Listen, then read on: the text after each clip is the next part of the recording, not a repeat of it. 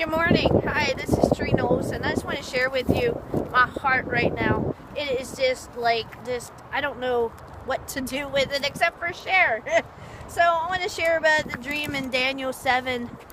It says, as I looked, thrones were set in place, and the Ancient of Days took his seat. His clothing was as white as snow. His hair of his head was white like wool. His throne was flaming with fire, and its wheels were all ablaze. A river of fire was flowing, coming out from before him. Thousands upon thousands attended him, and 10,000 times 10,000 stood before him. And the court was seated, and the books were opened. Then I continued to watch, because of the boastful words of the horn was speaking. I kept looking until the beast was slain, and its body destroyed, and thrown into the blazing fire. In my vision at night I looked, and there before me was one like the Son of Man, coming with the clouds of heaven. He approached the Ancient of Days and was led into his presence.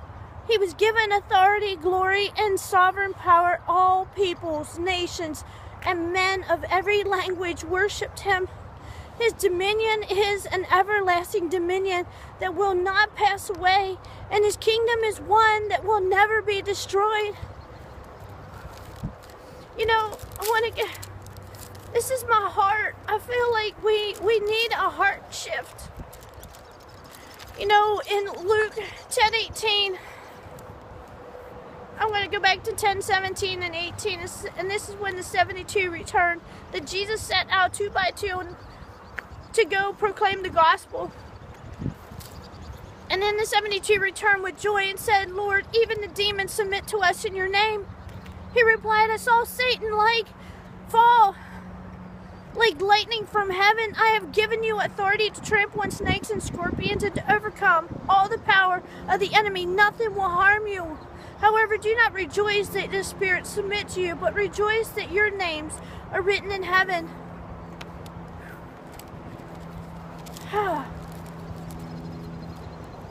So, in that, I want to share with you what I want to talk to you about today. Are you hungry? Are you hungry? Are you hungry? I want to share with you the story of Zacchaeus, because he was hungry. He was hungry for change in his life. And I want to know if you are hungry today. Because if you're not hungry, I ask that you would just go and get on your face and find out from God how to change, how to shift, how to persevere, how to run. Because I believe that Zacchaeus found that key that day, and this was even before Jesus died. We have the greater because we're filled with his Spirit. And so when Jesus entered Jericho in Luke 19, Jesus entered Jericho and was passing through.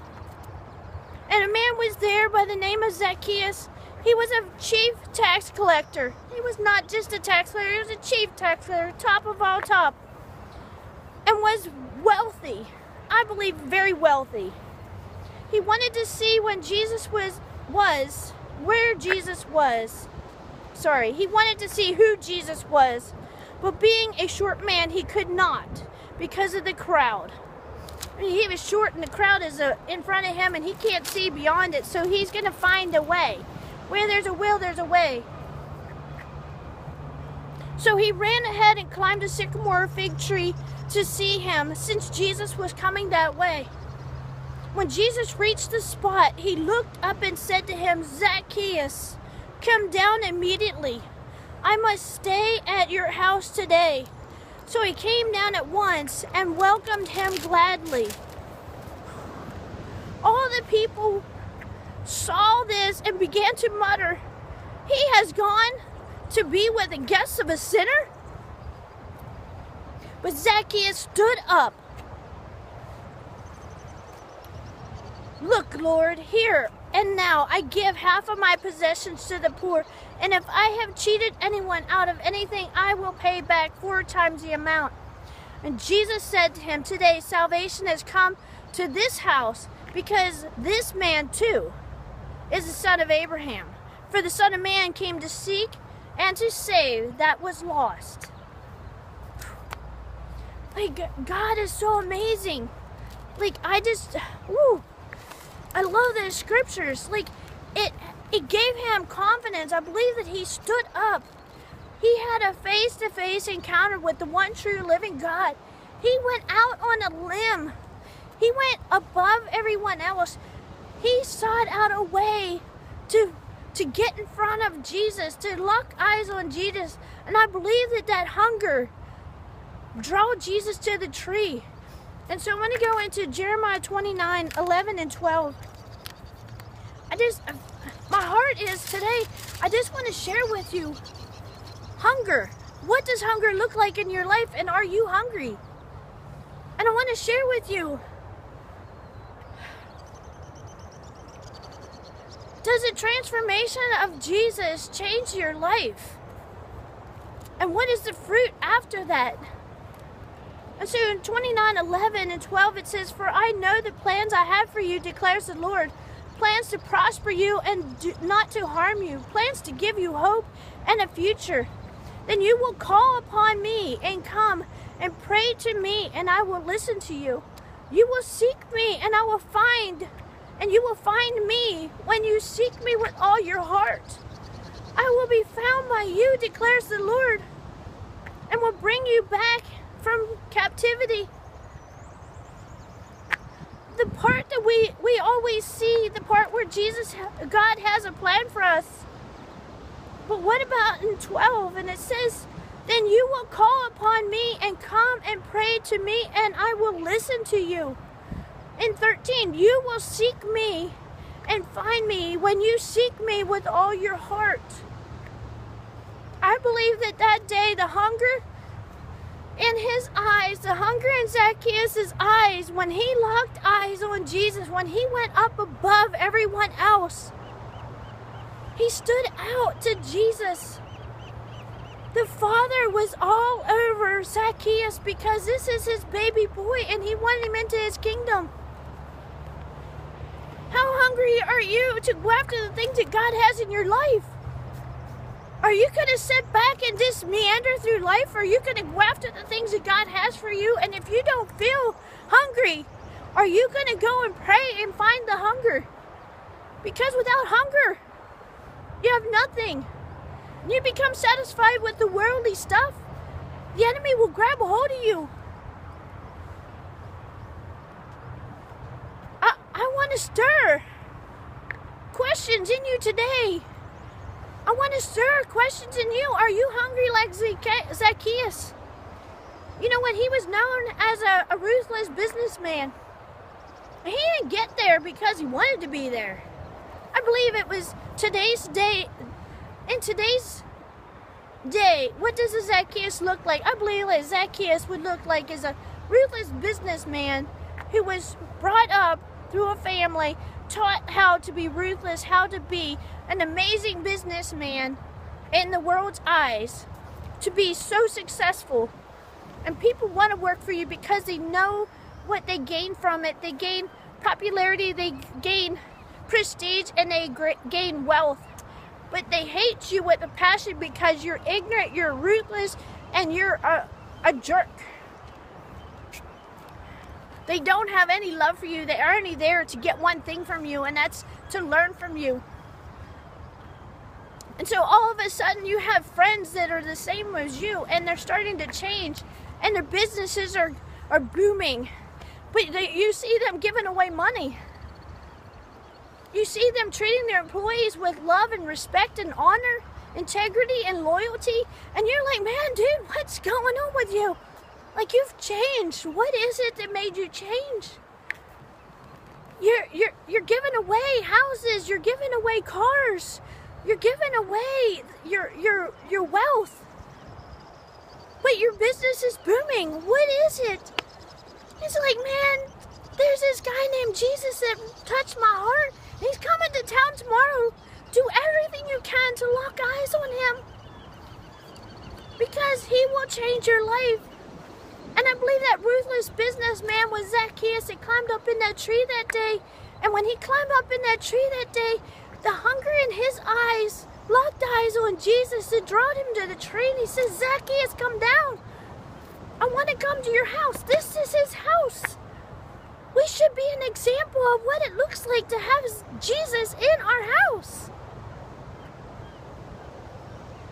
There's no condemnation, no conviction. I am asking you, are you hungry? Do you have the hunger in your eyes? And when he locked eyes on Jesus, he had an encounter with one true living God. But standing in front of him, we have the one true living God in us. The ones who accepted Jesus into our hearts, we're filled with the Holy Spirit. We have it all. He said on the cross, it was done, it was complete, it's finished. But we don't walk in the power and authority because I don't think we believe it. If we believed it and we had the hunger in our heart, we would see it. And I believe that where we're called to go, you need to see it in your life.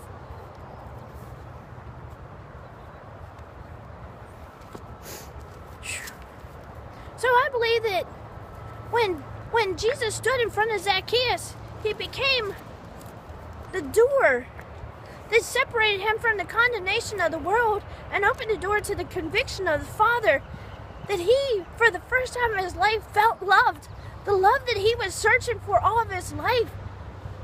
And he went and felt nothing but rejection from the world, hate. And pushed down and kicked. I believe that Zacchaeus represents me. In my life, I didn't have the worst life. But spiritually, I didn't have the greatest life. And I'm just going to give you an example of a young girl who wanted to please all of her life. I was brought up that you were hidden and you were seen and not heard. That if you stepped out of line, you got beat. And I didn't get beat that much, but I had such a fear in me that it wasn't funny. All I had to do was see my dad look at me, and I was gone. All I had to do was see him reach for his belt. I believe the enemy used him to destroy my spirit when I was a kid. Because I'm 19 years younger than most of my siblings. And in that, there was a little girl who wanted to succeed in something. And I had a heart to play sports, but I had no one to ever believe in me.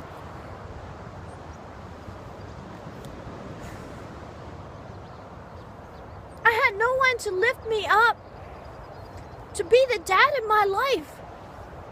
But I learned that if you persevere and you practice and you practice and you practice, and you hone in that skill, that someone will see you. If not, they will see the ability, and they can't deny the ability when it's in front of them. And so I worked and I worked and I practiced by myself. Very few times was anybody there for me. I gained an independent spirit, but that spirit helped me to overcome because I didn't know who God was. It built character in me.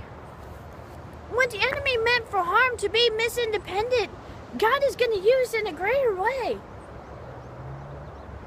And so that perseverance and that overcomer in me was powerful because I finally broke through. And I finally get my own softball team. There's a whole bunch of us friends. It's not my own. It was a whole bunch of friends that we got together. And I got to super excel in a gift that I love to play. Softball was my outlet because I had anger, I had frustration, I had hatred. I was sick from the age of 25 to 38. I had health problems that are out the wazoo. But I overcame. And I would run my butt off to catch that long fly ball and steal someone's grand slam home run. I stole someone else's joy. But I also learned how to persevere. I would dive after that catch, that short pop fly behind shortstop. I would run and dive for that ball, whether it was a broken rib broken nose, broken finger. Didn't matter. I was hardcore. I wasn't professional. I just had a heart. I had a passion. And that heart and passion God is using. That determination, that perseverance God is using today with the hunger for more of Him. And so that day, I believe that when he locked eyes on Jesus, that he locked eyes on the one true living God, and it shut the door of those murmuring people, and it allowed him to stand up. He was standing.